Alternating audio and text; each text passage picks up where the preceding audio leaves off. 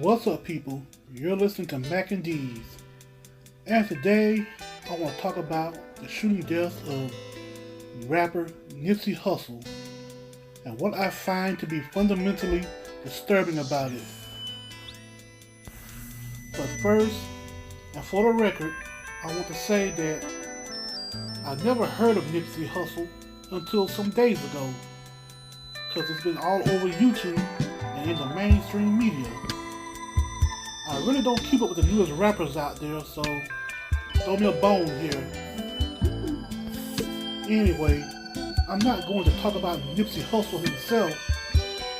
What I'm going to talk about is this culture of vendetta that has made it so easy for a black man to kill another black man. I'm talking about a culture of violence and death that has been perpetuated for the last 40 years. That's almost 3 generations. See, we put so much on black men dying at the hands of the police, and we're ready to burn down our own neighborhoods if there is a not guilty verdict. But what about when a black man dies at the hands of another black man? And I know that this isn't a topic that's new, but my thing is, how many more Nipsey Hussles must die before we acknowledge this culture of vendetta that we have embraced? Why haven't children dying from stray bullets while riding on their bikes or playing with their dolls?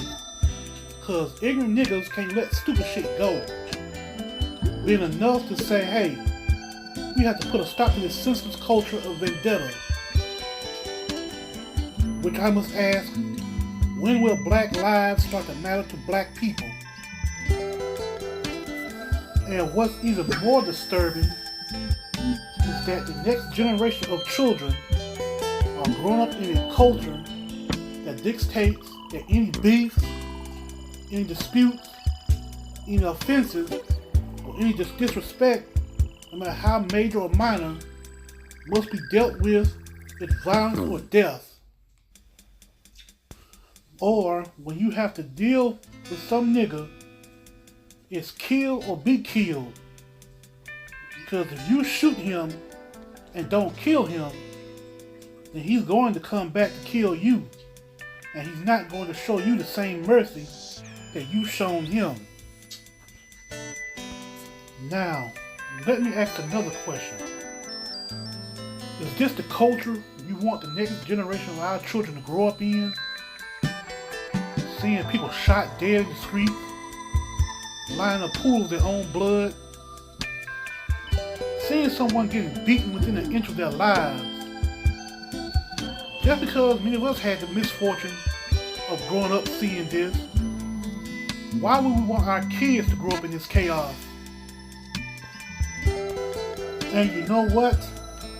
So many of you have been in this culture of vendetta for so long that you no longer see other black men as human, let alone other black people. There are only some niggas that you have to kill before they kill you. And there is no sense of humility in this culture of vendetta. If some fool humiliates you in front of your boys or in front of some bitches, then he must pay with his life for his disrespect. Think about it. If some fool was talking shit about you, he must die.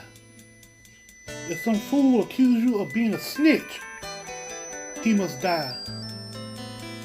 Cause you're about that life, right? Again, there is no humility in this culture of vendetta.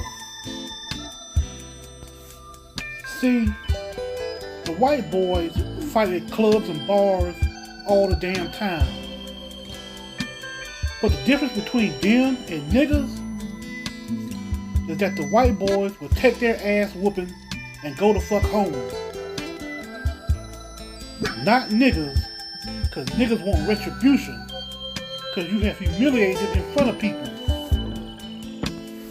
And now they're going for a gun, or calling up the crew so they can exact revenge on what is usually one or two other dudes who probably beat their ass or punked them out, I guess.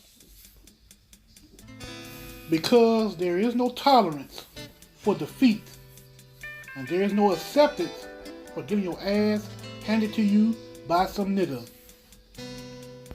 But then again, you have some niggas who like this chaos. They like the violence and the killing because they have grown up in it. It's all they know. And being agents of chaos is all they know how to be. Because total peace is only a fantasy to them. If some niggas beat up your homeboy at the club, vendetta must be declared. If some niggas shot and killed one of the homies over a dice game, vendetta must be declared. And if you find out that your girl has some nigga up in her house, you let her know that you're gonna kill her and that nigga because you're declaring vendetta.